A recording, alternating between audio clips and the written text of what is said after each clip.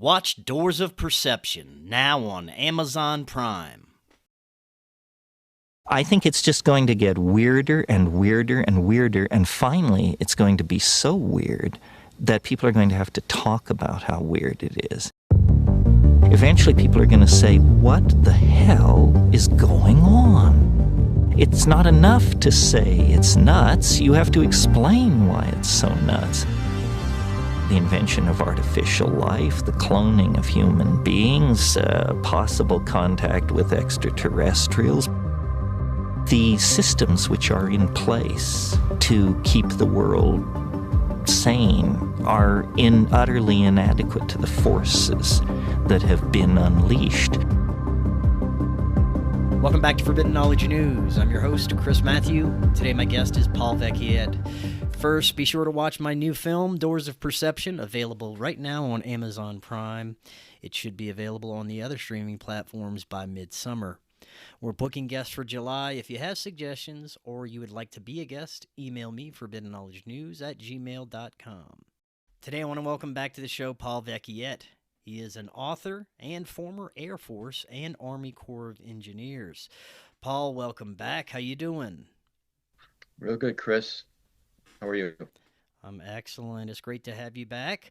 Today we're going to be talking about your new book, The Disclosure Paradox, and how it may relate to what we're experiencing in our reality with modern disclosure, whether it be from the government or from the beings themselves through individual contact experiences. And I'm really looking forward to hearing about what you've been presenting in the book. There's a lot to get to, but before we do, remind the audience a little bit about yourself and let them know where they can find out more about you and pick up the books. All right. I guess I'm a veteran, 13 years in the Air Force. I left the Air Force in 95. I'm a licensed architect. So I got my degree at the University of Illinois, and then when we had a 27% unemployment rate among graduates in architecture in 1981, I followed a couple of guys that were graduating with me into the military. One went in the Navy, the other one went into the Air Force, and I followed the other guy in the Air Force. Got my commission in 82. And was in for 13 years, and then worked on the outside for 16 years. Had to leave a company as a principal architect, very senior level, in 2012, and decided to go back into the government, and working now with the U.S. Army as an architect, as a design manager. The book, which is The Disclosure Paradox, could be an autobiography because the main character is based on myself. All the characters are based on real people that I've met through the years, psychics, contactees, abductees, and this version is a re-release. I originally self-published in 2019, and then I self-published a follow-on novel, which was a prequel to that one called What Doesn't Kill Her, and that was based on one of the characters in the book itself, a real person who has psychic kinetic abilities. I did not have much success with those two books, and I decided not to write it anymore, but a former Benedictine priest looked up in search extraterrestrials and spirituality and found my first book, and he liked it, and he liked it to the point where he friended me, and then he said, you know what's missing from this book? He said, the Shroud of Turin. And I thought, well, that's interesting. And so what he proceeded to do is he sent me research papers from all over the world from scientists that advocated the shroud as authentic, and that was about the botany, history, art history, archaeology, blood science, forensics, even nuclear sciences. So I started reading these papers, and I thought, wow, this actually would make for a good sequel. And so I put together an outline, gave it to him. He liked it. Then 6 months later, I wrote a manuscript in draft, sent it to him, and he liked it to the point where he's actually written the foreword for that novel.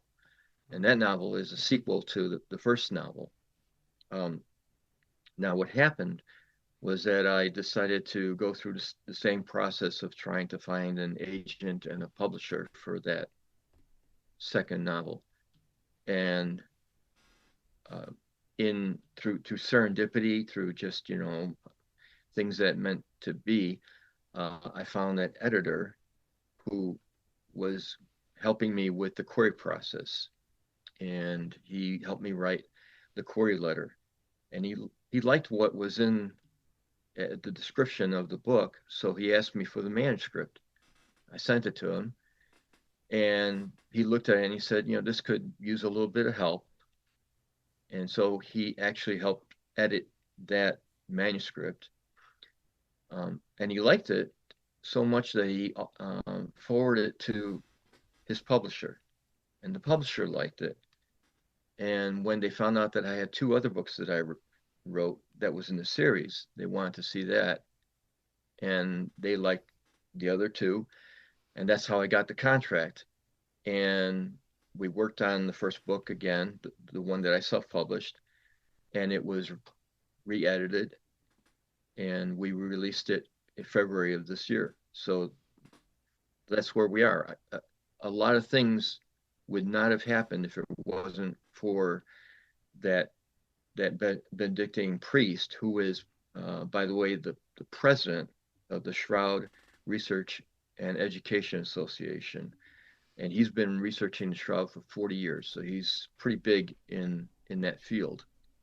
Um, and then, of course, I wouldn't have found the publisher if it wasn't for that editor who reached out to me on his own instead of me reaching out to him. So a lot of things have been happening that kind of point out that I'm meant to be on this path.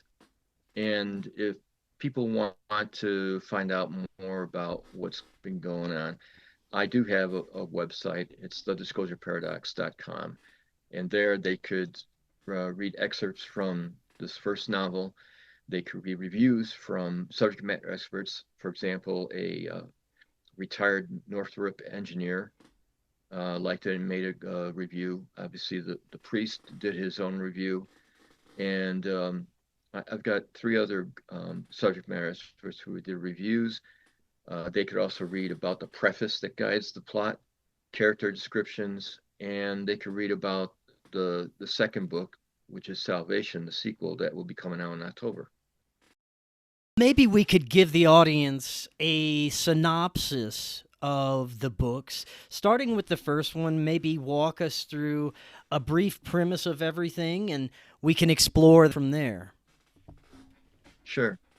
As I mentioned, it could be an autobiography because the main character is based on myself, and essentially I guide the reader through the process of how I got to where I am, both through discovering things when I was in the Air Force to having spiritual meditations that were very profound.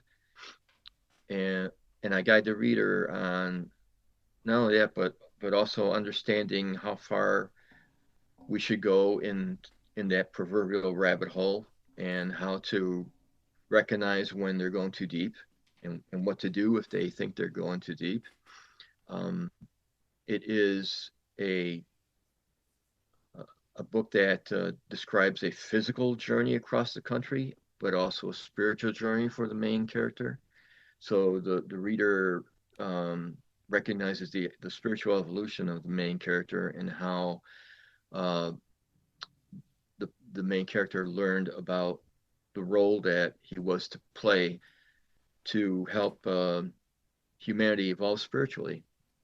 So the book is called The Disclosure Paradox because, everyone is looking for disclosure, and disclosure, of course, is the pressure of the public to um, get governments and organizations to divulge secrets related to extraterrestrials and UFOs.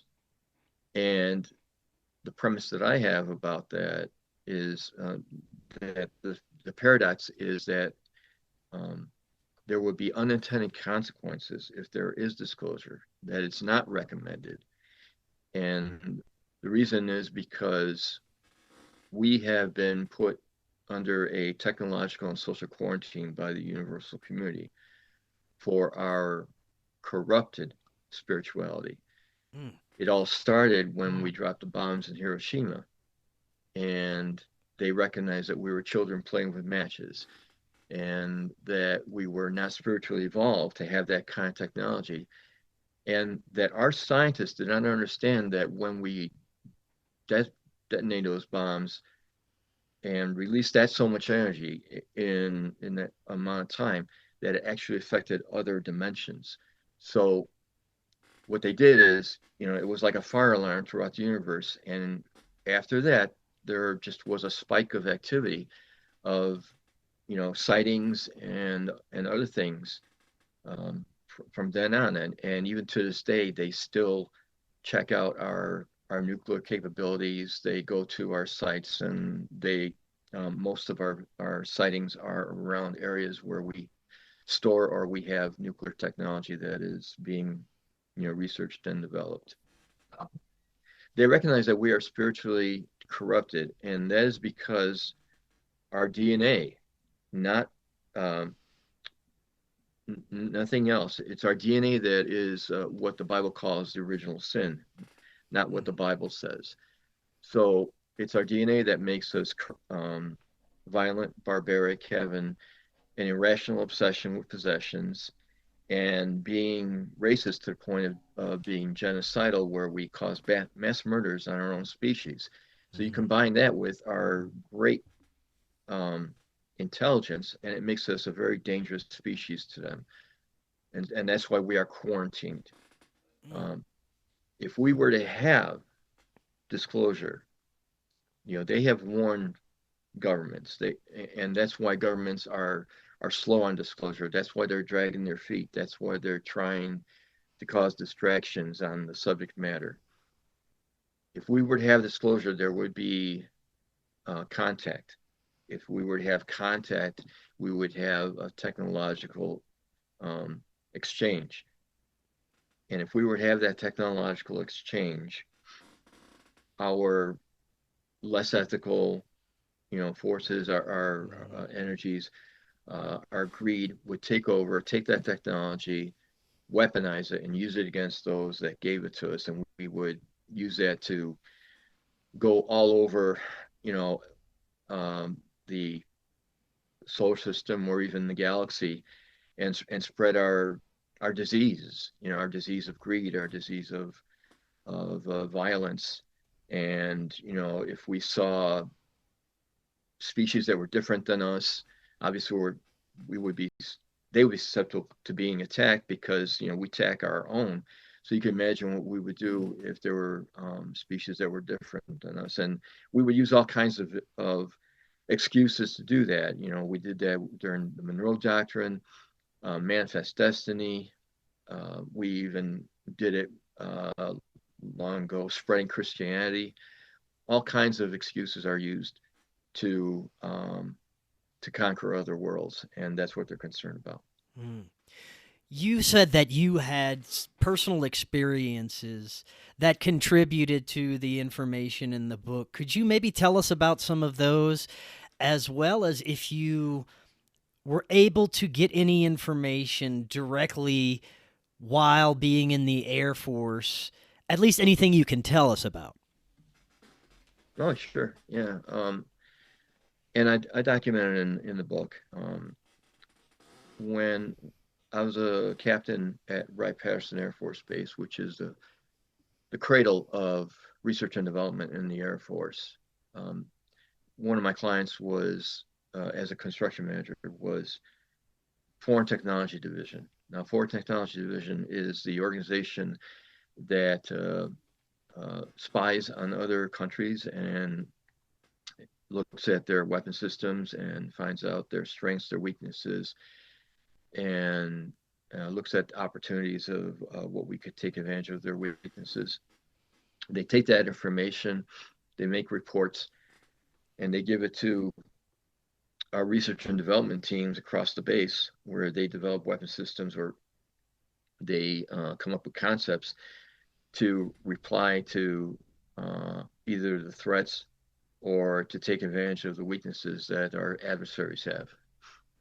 So my project, which was a computer system in Foreign Technology Division, was on the second floor of this renovated warehouse. It was a two-story windowless structure, about 250 by 250 square.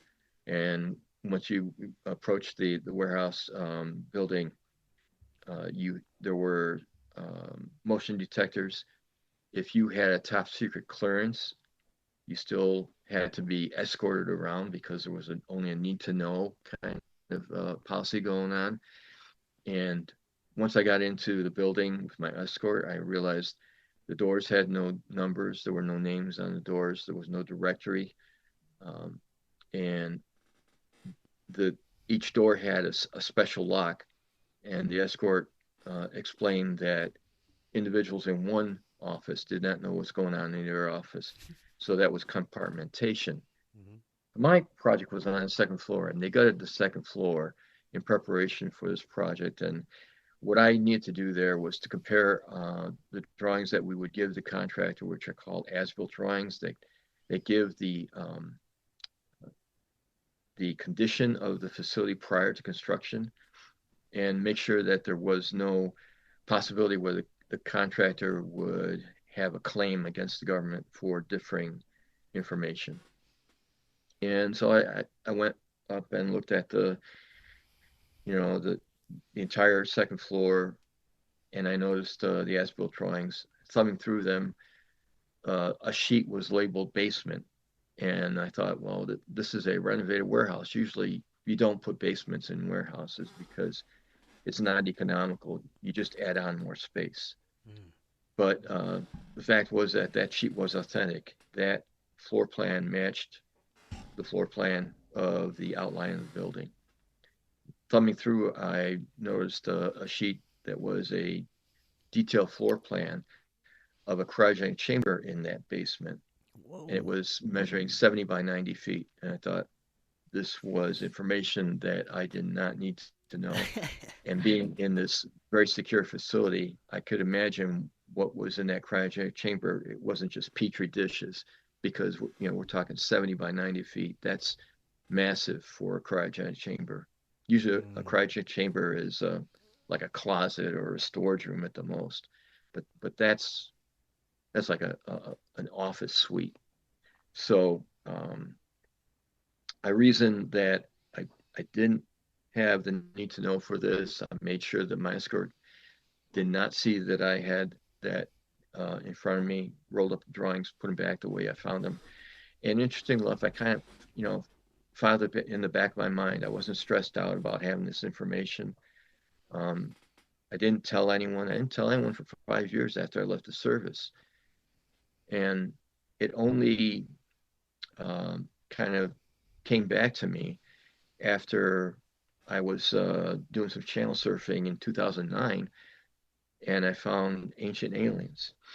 And in Ancient Aliens, they were talking about the book of Ezekiel, and it was Eric von Daniken talking. And I recall back when I was in high school that I was listening to a rock station and then fell asleep and woke up to an interview with Eric von Daniken, and he was talking about the book of Ezekiel and how it had a description of contact and abduction rather than what the people in the Bible were saying, that it was about God or angels or anything else. So I recalled that, and then at the same time I recalled what happened to me at Wright-Patterson, And from then, in 2009, I started to get more active in being inquisitive and almost being like a amateur researcher about the topic. And I started to talk to people, um, make contact with people that had interests, similar interests. Not only was I interested in that, but I also interested in the concept of free energy, the um, the various patents that were taken by the government from individuals that would invent things that would help us reduce our dependency on foreign oil and other things. Also, the conspiracy about the big pharma and how that they actually have the cures, but prefer to just give us Right. treatments to promote their own greed.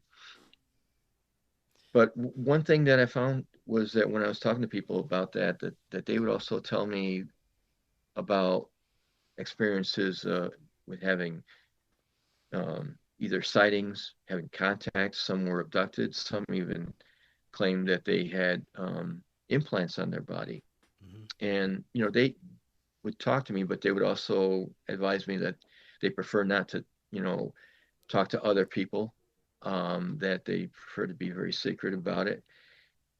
So what I did is I set up a um, support group in Facebook and for these people, and we had as many as 300 people. And what I also learned is that some of these people that said that they were abducted also acquired psychic abilities, and so I made friends with many of those, and they also would talk about learning about meditation, and so I started to learn about that. One of the psychic women became my spiritual mentor, and she would go into a trance, and as a medium, a entity that would call themselves the Watchers would contact me and repeat what other psychics were telling me that I had a role to play. But they went further and they told me that my role was to be a counselor and informer. So I reasoned that I needed to set up a blog and get all this information out there. And the blog was called The Red Pill. The group that I set up at Facebook was called Spirits and Healing.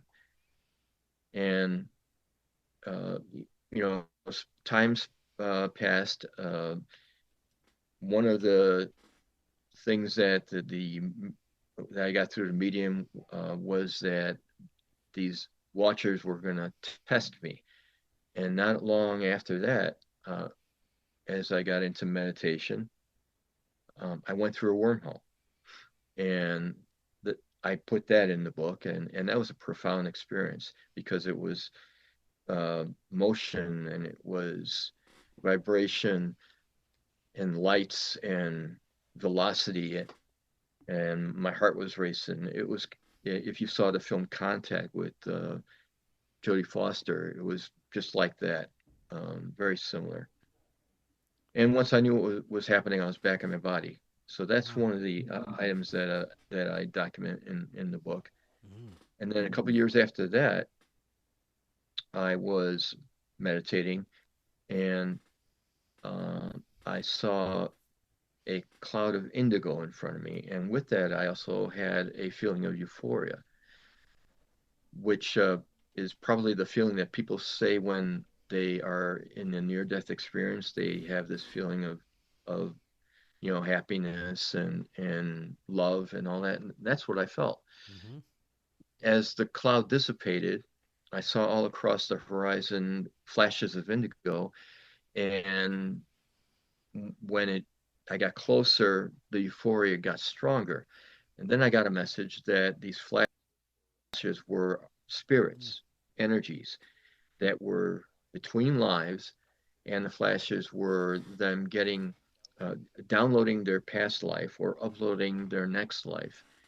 And all of these energies in this cluster of indigo that look like a beehive of activity um, combined to make one consciousness and what everyone calls God. So, all of that energy combined into one massive energy called God. And once I got that information, I was back in my body.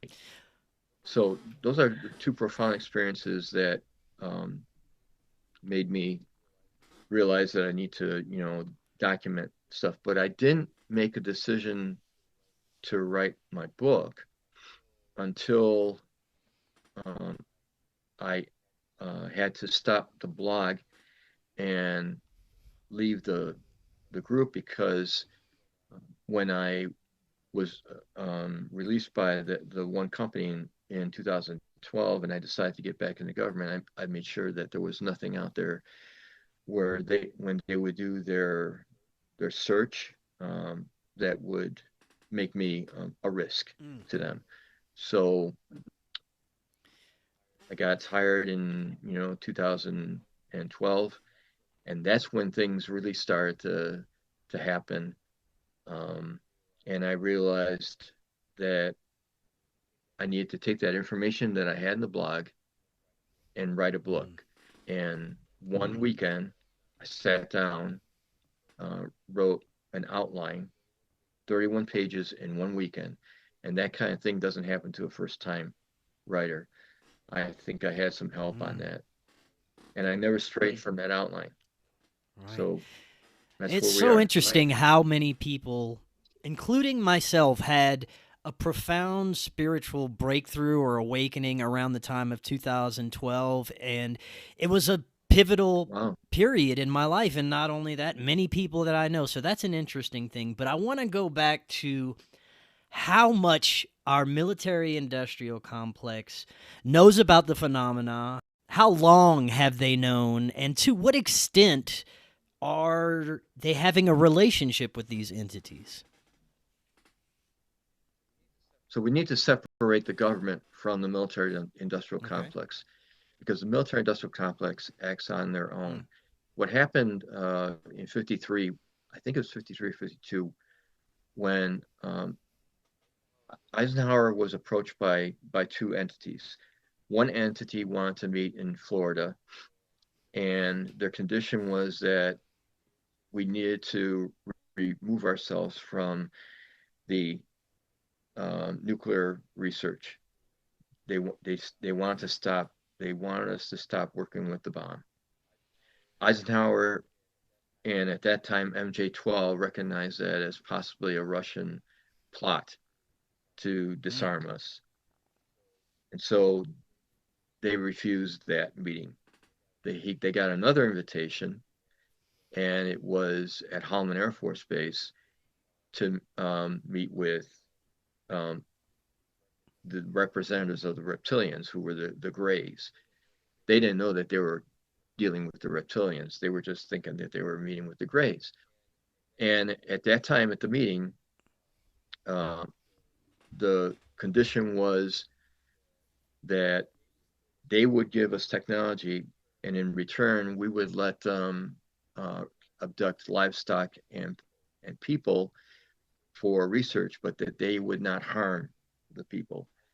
Eisenhower didn't like that agreement and left the meeting. But that meeting, uh, he also had members of our military industrial complex, um, Lockheed, Boeing, Bell Labs, Northrop Grumman, and even the L.A. Archdiocese, the bishop was there. They stayed there, and it was the military industrial complex that made the agreement with these entities, not the government. And they've been getting technology, even though it hasn't been that much of a breakthrough technology. They're kind of cheated at us.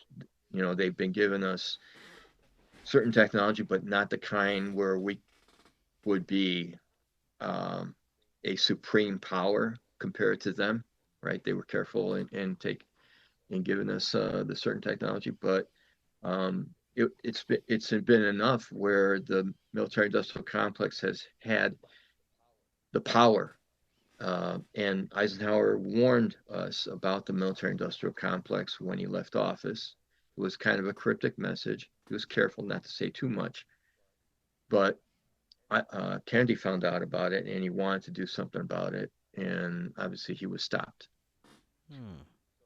So there is a military industrial complex. They know a lot about this, and they've been keeping it from us, but they they still don't have the upper hand. It's the reptilians that have an upper hand. After that, they came up with a plan, and it involved a base in Dulce. At that time, the reptilians had a installation underground.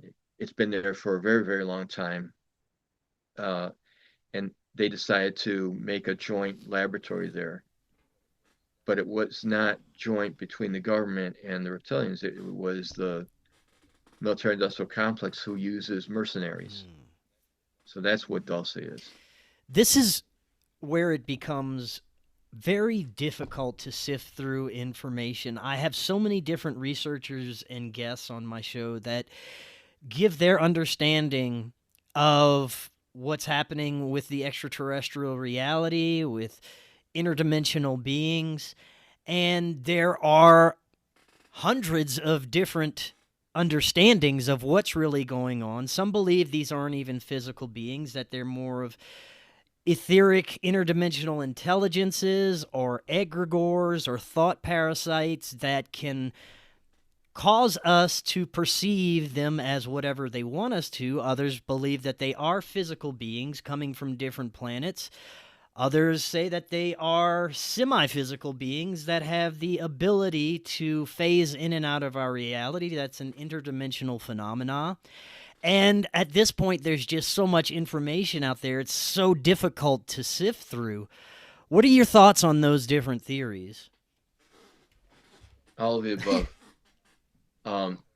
So there are beings that actually cohabitate with us on Earth.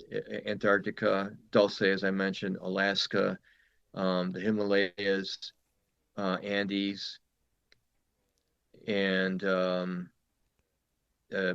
there is a mythical island off the coast of Ireland where there's also a group there. They're also underwater, under the ocean. But there are interdimensional entities, both good and bad. The malevolent ones I call the archons. And the archons are like emotional vampires. They feed off of our negative energies. They feed off of pain, suffering, even porn, all of those things that are negative. They feed off it, and they're addicted to it. So when someone is addicted to it, they want more and more. And the thing is that they have been able to find humans that are in high places of power to reward them for continuing war or famine or other things that are causing this pain, suffering in the world. There's a few that they're rewarding, but they're rewarding them greatly. And one individual that I have in my book, and again, all the characters are based on real people. I call him the Divine Warrior, and he has told me that he was attacked by an archon, and because of his psychic ability, because he's very spiritual, he called out, "In the name of Jesus, I command you to leave." And sure enough, that archon left. So they're afraid of Jesus for some odd reason. Yeah. And I kind of make a note of that for my second novel because it is about the shroud. But we are in a spiritual war. We have been for a long time. I told this to that divine warrior, and um, he opened up to me only because I said that, and something made me say that. We were just going to be meeting and talking about Antarctica. And before we sat down, I just said, wait, you need to know that we're in the middle of a spiritual war and you have a role to play. And he's a high ranking officer. And, and he thought, oh my God, I thought I was going crazy. And he just told me all kinds of things he had had on contact. He had visitations by the one that we call Mary. He was given the sword of Gabriel. He was given a vision of him on Armageddon. Um, all kinds of things. He was given a message that one of our allies in the Middle East is not our friend. Mm. And I kind of, interpreted that in a way that a lot of people would probably be difficult to understand. Probably not But on this show. I think I I go know through what you're that. alluding to, though. Yeah. Yeah. And but a lot of things. And so we are in the spiritual war. And the reason that the archons are continuing that and want us to have all these wars is that what happens when a human passes and the spirit goes to get their download their information, get their next life. Their next life is based on their past life, and if they haven't learned a lesson here on Earth, they need to come back and link with another human eventually to learn the lesson eventually. Mm-hmm. Obviously, if they're involved in violence and in things that are not spiritual, they just keep recycling. And what that does is it prevents the spirits from ascending to the next level to be part of the good group that could be involved in reinforcements towards fighting the malevolent ones. Mm-hmm. So that's what that spiritual battle is about. That's why Earth is so important to both the malevolent ones and our allies, our spiritual allies. And you're right, there are entities that are similar to us in our dimension, but there are many that are interdimensional.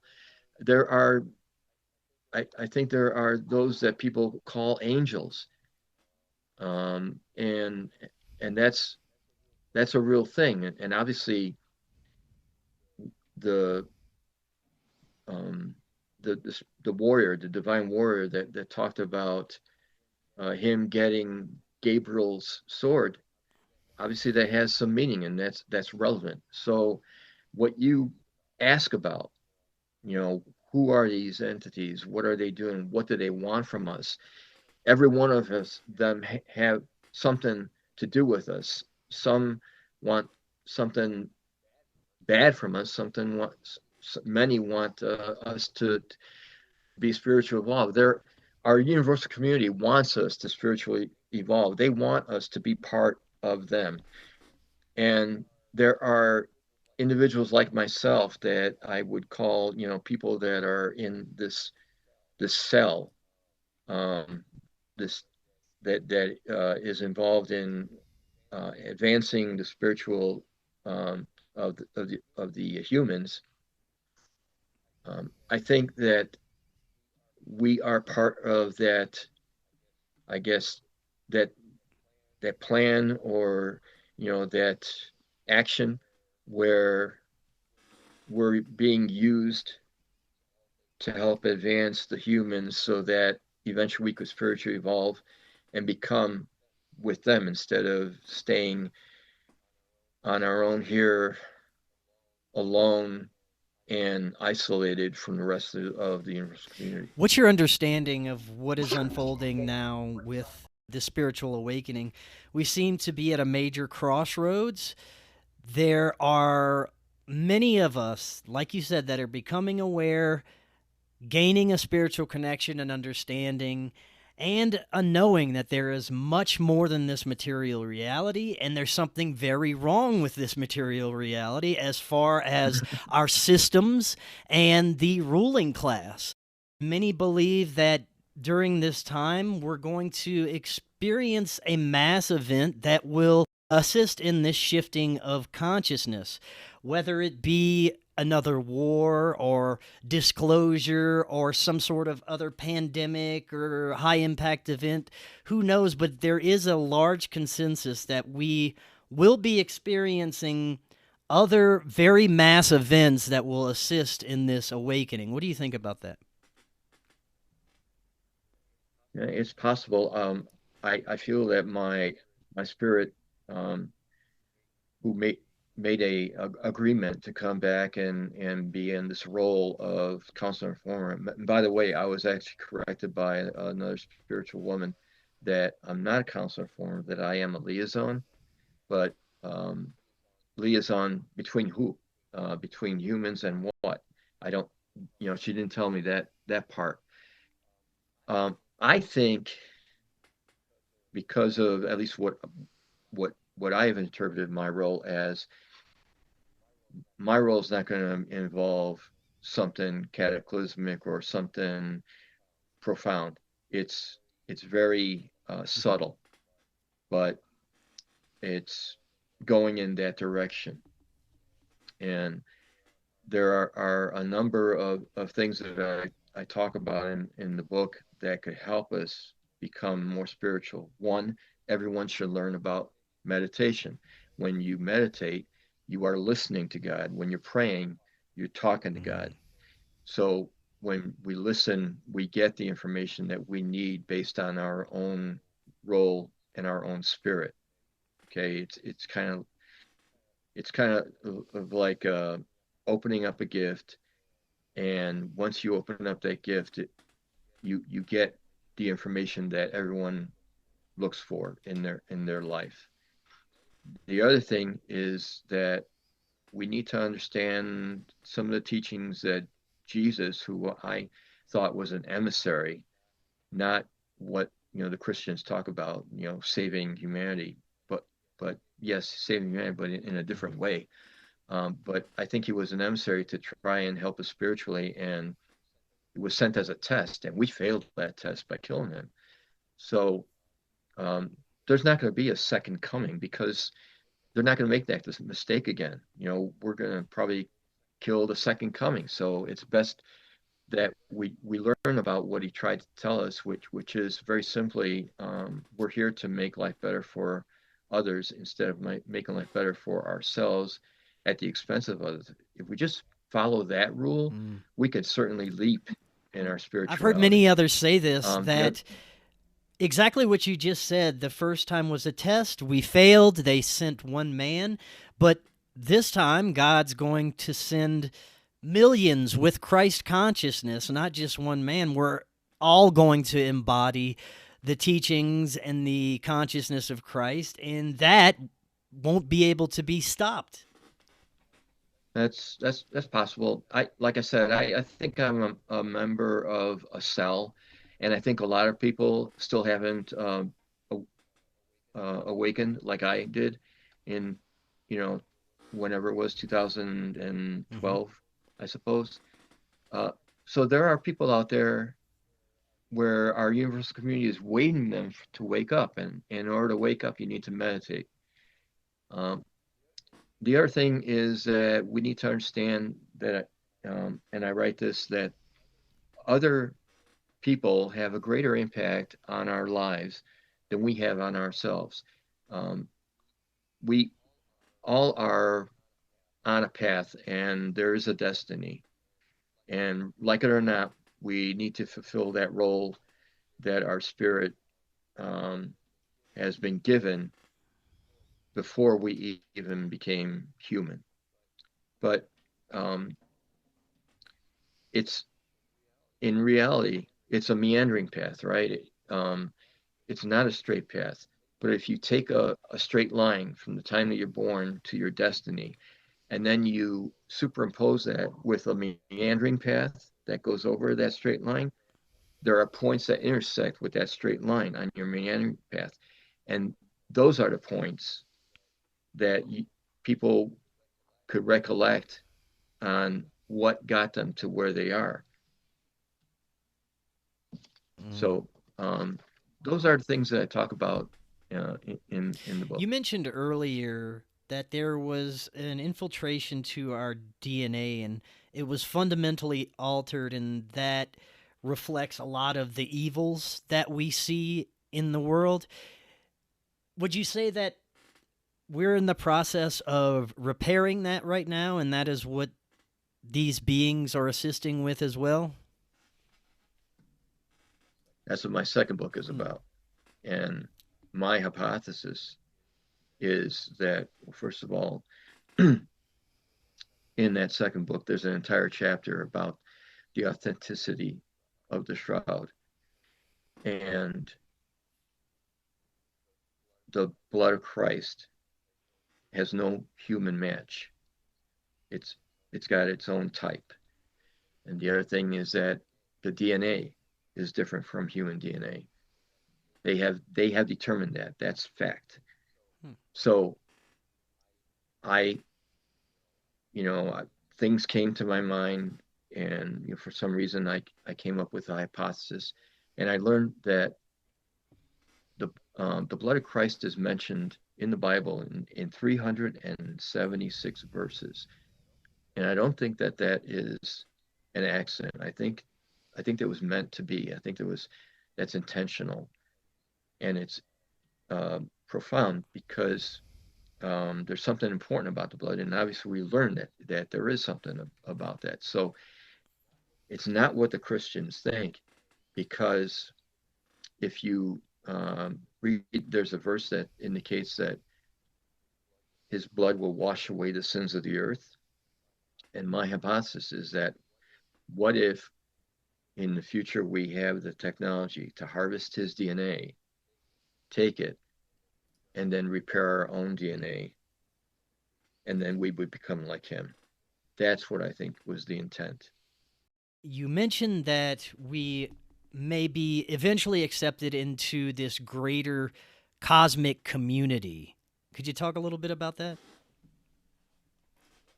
Yeah, that these beings have been around for a very long time, much longer than us.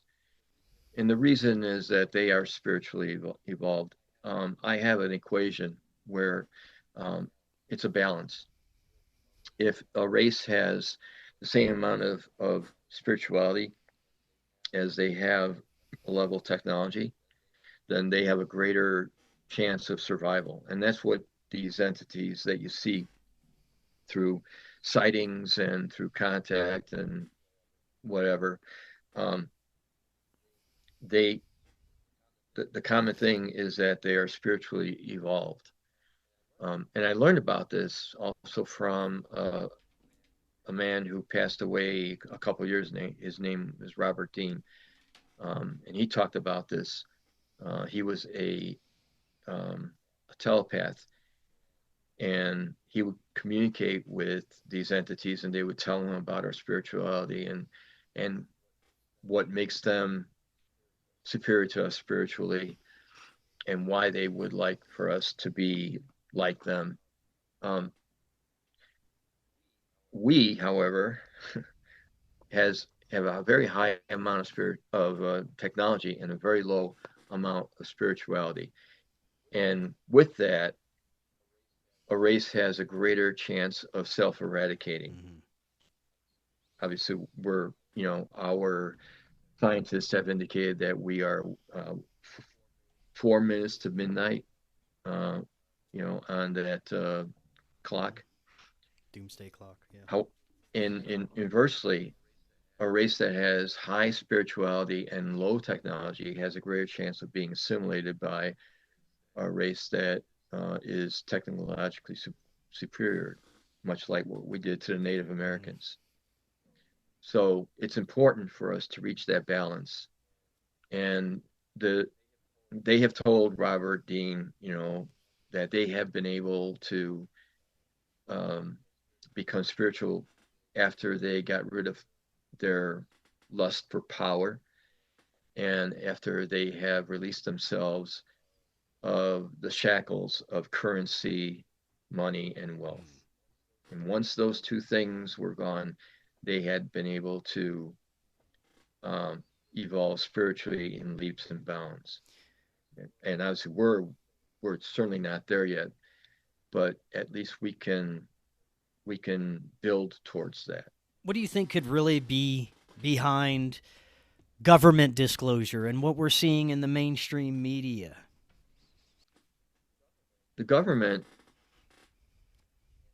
and the organizations and the military industrial complex uh, welcome as much information as possible, because the more information that is out there, regardless of its fact, the more it benefits those that are trying to hide the truth, because it confuses the Yeah. public. And not everyone is like you and I that understand what is real and what is not real.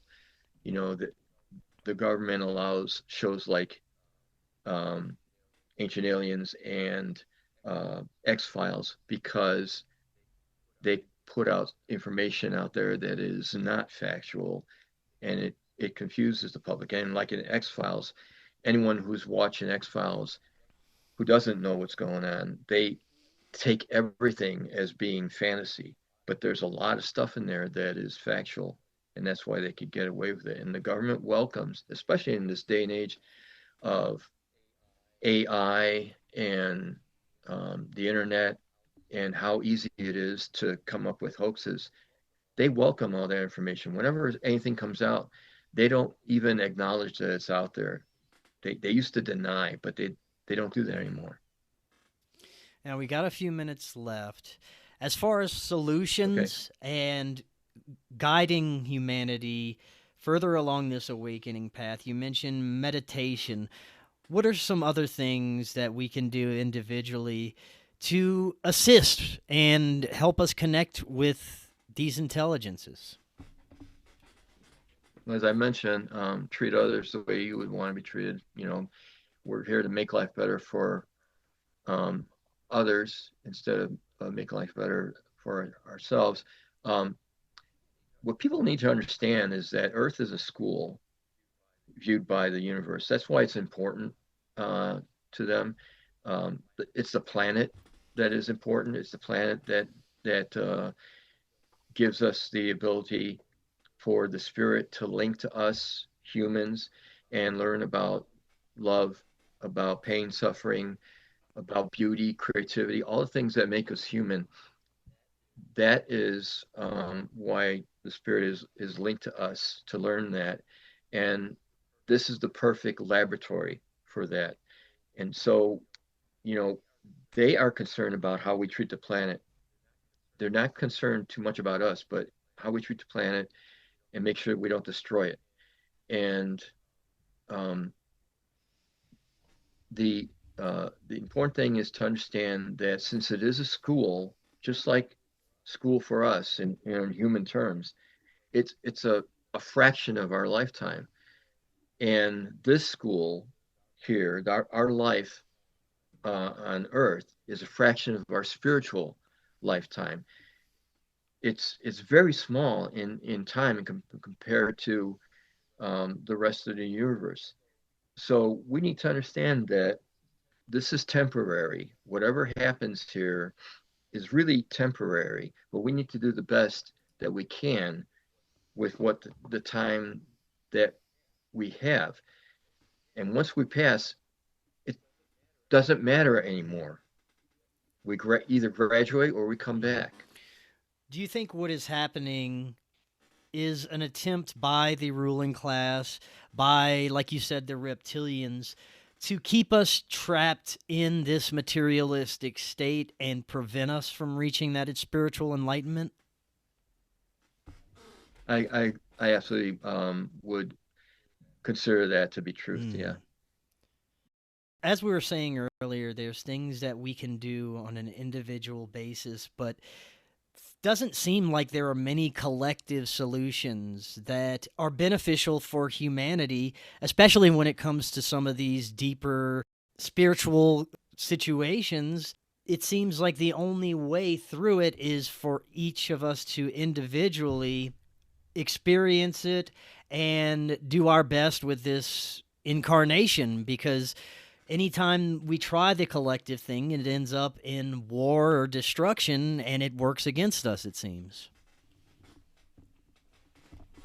Yeah, it starts out with the self, but I would encourage people to meet with people that have similar interests, um, get in with organizations that are altruistic, and that are agnostic, not with an actual religion, but um, look for those type of organizations and people that have a respect for the planet and for the people, and that realize the things that I've been talking about.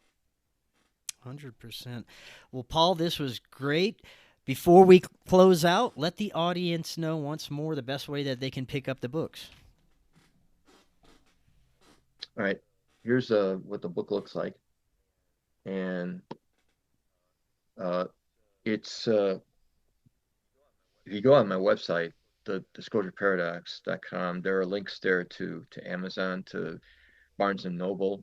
But if people have a favorite, bookstore in their neighborhood, they could go to that bookstore.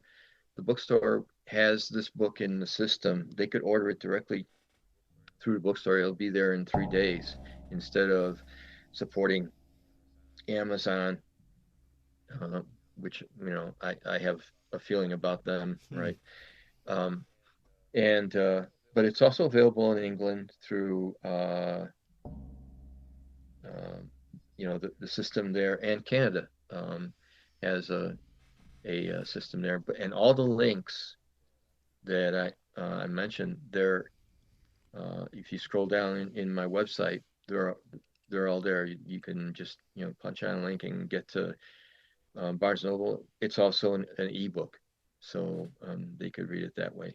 And it's on Amazon right now. It's half price, and it's been half price ever since it got out. And I don't know how that happens, but it is. Well, there you go. Excellent, Paul. Thank you so much. Like I said, definitely have to speak more in the future, get some updates on your work. And until next time, everyone, have an excellent evening. We will talk again tomorrow. We'll see you then.